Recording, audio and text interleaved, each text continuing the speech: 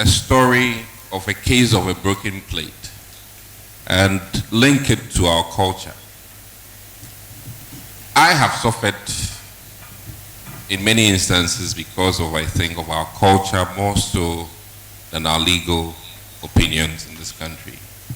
And why do I say the case of a broken plate?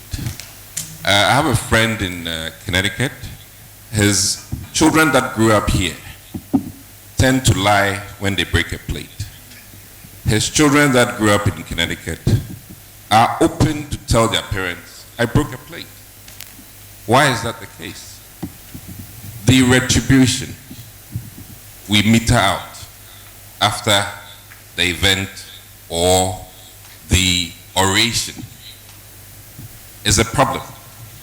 And in the US, they'll say, oh, okay, too bad, next time don't break it. In my country, Ghana, you feel some lashes. True or false? Same plate, broken plate. So our children respond in the negative because of the retribution.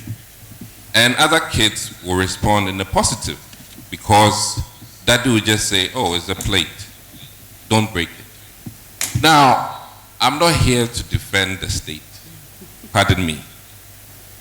But I also want to share that sometimes in the trying to be liberated, we ought to be cautious. Many have died for just saying the world was round. True or false? Yes. And many also died for doing the right thing in science.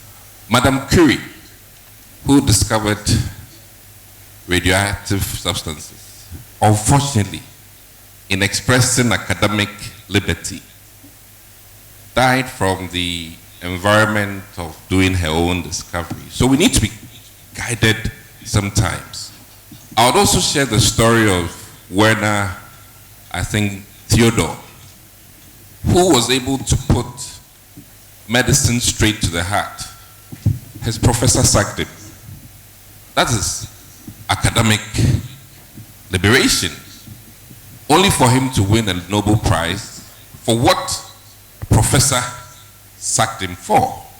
So sometimes you get banned for doing the right thing. Sometimes too, you get blessed. And in this country of ours, we ought to look at the broken plate scenario. We all either enforce the liberty or through our culture. Tigo used to say, express yourself. But that thing, express yourself, is a problem because of our culture.